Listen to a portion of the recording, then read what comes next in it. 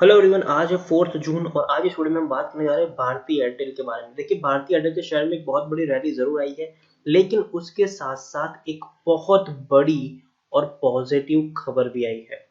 एक बहुत बड़ी खबर आई है, अमेजॉन भारतीय एयरटेल में हिस्सा खरीद सकता है। देखिए, कोई कंफर्म न्यूज नहीं है, लेकिन एक बहुत बड़ी खबर निकल कर सामने है।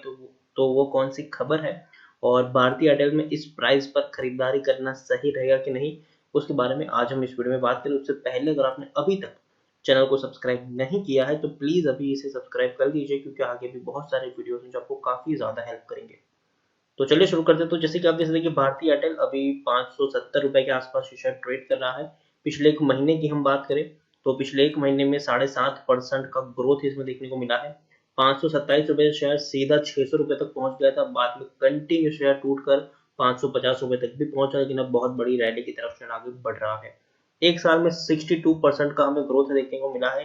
323 रुपए के ऊपर शेयर था, कंटिन्यूस शेयर ऊपर उठा, 565 570 रुपए तक गया, वापस शेयर नीचे 400 रुपए तक गिरा, बाद में फिर से तेजी आई।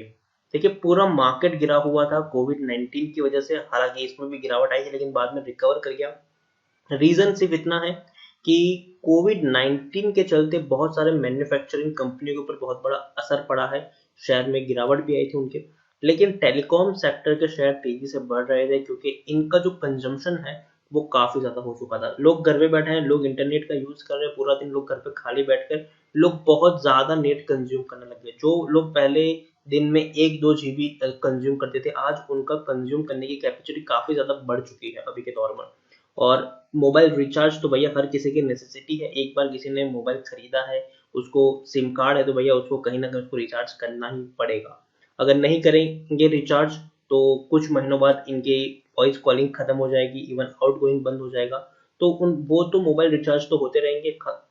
खास है कि ये है कि इंटरनेट का जो कंजम्पशन है वो काफी ज्यादा बढ़ चुका है यहाँ पर, तो ये कहीं के लिए काफी ज्यादा फायदे का सौदा रहा है। पिछले 3 साल की बात करें तो 3 साल में भारतीय एयरटेल में 67% का ग्रोथ है। हालांकि एक बहुत अच्छे प्राइस के ऊपर शायद 2017 में ट्रेड कर रहा था, 480 के लेवल पर। बाद में इतनी भयंकर गिरावट आई, और ये वो दौर था जब रिलायंस जियो के चलते इनके जो प्रॉफिट्स थे उसमें गिरावट आ रही थी, इनका जो कर्जा था वो बढ़ता जा रहा था। लेकिन बाद में उन्होंने फंड रेजिंग करी और शेयर में बहुत बड़ी तेजी आ गई। और अभी कोविड-19 के चलते जब बाकी बिजनेस इसमें गिरावट आ रही है, तो एयरटेल के बिजनेस इसमें तेजी देखने को मिल रही है। देखिए, 3 लाख करोड़ के आसपास का इसका मार्केट कैप है। लार्ज कैप स्टॉक है, एनएसई में देखें तो तकरीबन 3 करोड़ के आसपास का वॉल्यूम ट्रेड हमें देखने को मिल रहा है। शेयर होल्डिंग की बात करें तो प्रमोटर के पास 38.79% की होल्डिंग है। प्रमोटर की होल्डिंग कांस्टेंट है। हर कोई खरीदारी कर रहा है, चाहे वो एफआईएस हो, म्यूचुअल फंड हो या फिर इंश्योरेंस कंपनी हो। एफआईएस के पास 20.29% की होल्डिंग है। म्यूचुअल फंड के पास 10.57% की होल्डिंग है। इंश्योरेंस कंपनी के पास 4.86% की होल्डिंग है। नॉन इंस्टीट्यूशन इन्वेस्टर के पास 4.91% की होल्डिंग देखने को मिल रही है। प्रमोटर यहाँ पर कौन है? भारतीय टेलीकॉम लिमिटेड, जिनके पास 38.79% की होल्डिंग है। एक भी शेयर गिरवी नहीं है। 38 म्यूचुअल फंड स्कीम ने पैसा लगाया, 932 एफआईएस भी यहाँ पर इन्वेस्टेड है। हाईएस्ट पब्लिक शेयर होल्डर की बात करें तो आईसीआईसीआई प्रूडेंशियल वैल्यू फंड है, जिनके पास 2.87% की होल्डिंग है। इंडिविजुअल इन्वेस्टर होल्डिंग 0.70% के आसपास देखने को मिल रही है। 50% का डिविडेंड भी पे करा, लेकिन 2018 में पे किया था। 2019 में कोई डिविडेंड पे नहीं किया है, तो 2020 में भी डिविडेंड पे करेंगे उसके चांसेस भी बहुत ना के बराबर है। अभी लेटेस्ट खबर आई कि Amazon in talks to acquire stake worth $2 billion in Bharti Airtel. तो काफी बड़ी खबर है ये, और डेफिनेटली इसके चलते शेयर में एक बड़ी रैली भी हमें देखने को मिल सकती है अगर ये डील हो गई तो। देखिए, Amazon.com is early stage talk to buy stake worth at least $2 billion in Bharti Airtel, three source of the knowledge told. तो देखिए, यहाँ पर अगर बात करें तो इससे पहले रिलायंस जियो में फेसबुक ने एक बहुत बड़ी हिस्सेदारी खरीदी थी, और प्लान ये है कि जियो मार्ट को ग्रो करना है। ठीक है, जियो मार्ट को प्रमोट किया जाएगा व्हाट्सएप के द्वारा। अब जियो मार्ट और Amazon एक दूसरे के राइवल आने वाले दिनों में आपको देखने को जरूर मिल जाएंगे। तो Amazon को भी इंडिया में अपनी प्रेजेंस को बढ़ाने के लिए, जिस तरीके से फेसबुक और फेसबुक और रिलायंस जियो साथ में आए हैं, तो Amazon भी कोई ना कोई मार्केट प्लेयर ढूंढेगा जिससे वो अपनी जो प्रेजेंस है उसको और बेहतर तरीके एस्टेब्लिश कर पाए। The planned investment, if complete, that would be nearly acquiring roughly 5% stake. देखिए अगर ये सब कुछ सही हो जाता है तो तकरीबन 5% की हिस्सेदारी खरीद सकता है। और अगर हम टेलीकॉम कंपनीज की बात करें तो तीसरी लार्जेस्ट टेलीकॉम कंपनी है इंडिया की, जिसके पास 300 मिलियन सब्सक्राइबर्स है। 300 मिलियन सब्सक्राइबर है भारती एयरटेल के पास। तीसरी सबसे बड़ी लार्जेस्ट टेलीकॉम कंपनी है। पहली सबसे बड़ा अगर बात करें तो वो है रिलायंस जियो। दूसरा वोडाफोन आइडिया, सरप्राइजिंगली वही है दूसरे नंबर पर। हालांकि उनकी हालत इतनी खस्ता है कि वो एग्जिट भी कर सकते हैं आने वाले कुछ दिनों में। The discussion between Amazon and Bharti Airtel come at a time when global players are placing major bet in digital arm Reliance Industries। देखिए ये तब आई है जब भारती एयरटेल और Amazon की डील तब आई है जब बहुत सारे जो ग्लोबल प्लेयर हैं वो रिलायंस जियो में इन्वेस्ट कर रहे हैं। और जियो और भारती एयरटेल दोनों एक दूसरे के राइवल है। रिलायंस ने अगर जियो की बात की तो $10 बिलियन का फंड रेज किया है। तकरीबन फेसबुक, केकेआर और अदर प्लेयर यहाँ पर आए हैं। हालांकि अमेजोन और भारती एयरटेल के ये अर्ली स्टेज की डिस्कशन है और अमेजोन और एयरटेल दोनों की तरफ से अभी तक इसके बारे में कोई कमेंट नहीं की गई है कि हाँ ये लोग वापस आ रहे हैं कि नहीं, मतलब इन दोनों का मतलब खरीदारी कर रहे हैं कि नहीं। तो अभी तो हम ये मान सकते हैं कि ये बस उड़ती उड़ती खबरें हैं। अभी कोई ठोस इसके बारे में कोई जानकारी नहीं आई है कि वाकई में ये लोग मतलब इस तरीके की हिस्सेदारी खरीदने का प्लान है कि नहीं है। तो अभी हम उतना ज्यादा भरोसा नहीं करें क्योंकि अभी कुछ दिन पहले ही एक खबर आई थी वोडाफोन आइडिया को लेकर भी ऐसी ही खबर आई थी कि इतना बड़ा हिस्सा खरीदने की बातचीत चल रही है और शेयर में 35% का उछाल देखने को मिल गया था।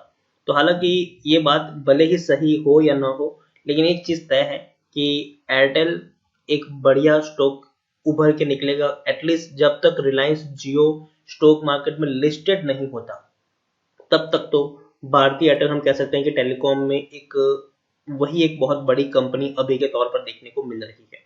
यहाँ पर अगर हम बात करने जाए तो आप देखिए टेक्निकल रेटिंग अभी भी इनकी काफी अच्छी दिखाई दे रही है। और तो और 26% लोग बेचने की सॉरी खरीदने की सलाह दे रहे हैं और 73% लोग बेचने की सलाह दे रहे हैं। यहाँ पर हम अगर बात करने जाए तो इनका जो नतीजा आए हैं वो बहुत ही बुरे थे। हालांकि पिछले एक साल से इनके नतीजे अच्छे नहीं आ रहे हैं। मार्च में 4,885 करोड़ का लॉस हुआ है, दिसंबर में 312 करोड़ का लॉस, सितंबर में 23,000 करोड़ का लॉस, जून में 2,300 करोड़ का लॉस। इससे पहले पिछले साल हालांकि 540 करोड़ का प्रॉफिट जरूर था।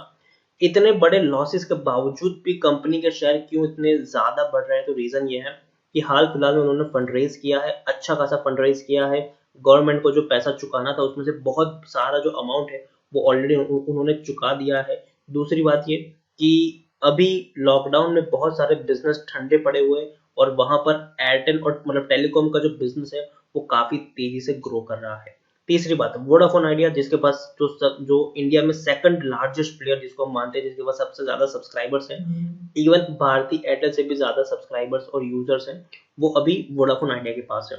अगर वोडाफोन आइडिया बर्बाद हो जाती है, हालांकि बर्बाद होने के कगार पर है, अगर कोई रिवाइवल प्लान निकल कर नहीं आता है तो याद रखिए एक बहुत बड़ा फायदा एयरटेल और जियो दोनों को होने वाला है आने वाले दिनों में। दूसरी बात यह कि अभी तो लॉकडाउन में लोग कहीं घर से बाहर नहीं निकल सकते, लेकिन धीरे धीरे अब लोग बाहर निकलना शुरू करेंगे। तो जिनको अपना नेटवर्क पोर्ट करवाना है, जैसे कि वोडाफोन आइडिया से निकलकर किसी को जियो में जाना है और या फिर किसी को एयरटेल में जाना है, तो वो लोग आने वाले दिनों में ये प्रोसेस करेंगे। पिछले अगर हम बात करें तो काफी सारे लोग वोडाफोन आइडिया से निकलकर एयरटेल और जियो में स्विच हुए हैं। तो एक बहुत बड़ा फायदा ऑलरेडी इनको मिल रहा है।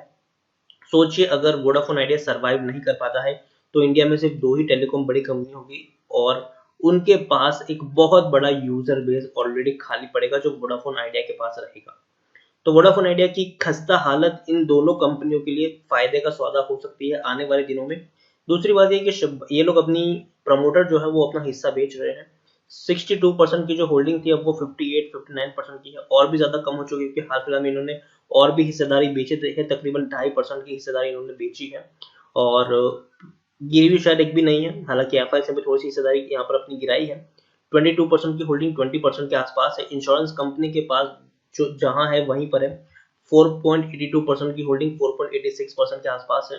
हालांकि म्यूचुअल फंड ने बहुत बड़ी खरीदारी की है, 8.25% की होल्डिंग 10.57% तक पहुंच चुकी है। ओवरऑल मैं कहूँ तो मुझे लगता है कि शॉर्ट टर्म में भारतीय एयरटेल में एटलीस्ट दम है कि ये शायद 600 रुपए तक जा सकता है। तो अगर आपने खरीदारी की है तो आप बने रह सकते हैं, और नहीं खरीदा है तो भी आप खरीदारी कर सकते हैं। और शॉर्ट टर्म में 600 रुपए का टारगेट लेकर यहाँ पर आप चल सकते हैं। और मुझे लगता है कि शेयर जरूर थोड़ा सा अच्छा सा बाउंस बैक करता हुआ देखने को मिलेगा कुछ दिनों में, लेकिन पहला टारगेट यहाँ पर 600 रुपए का है, वो टारगेट आप माइंड में रख के चल सकते हैं। तो इसी का वीडियो को एंड करूंगा। अगर आपको वीडियो पसंद आया हो तो प्लीज इसे लाइक करो, शेयर करो, चैनल पर पहली बार तो प्लीज सब्सक्राइब करो। भारती एयरटेल के बारे में आप क्या सोचते हैं वो भी आप मुझे कमेंट में लिख कर बता सकते हैं। Thank you.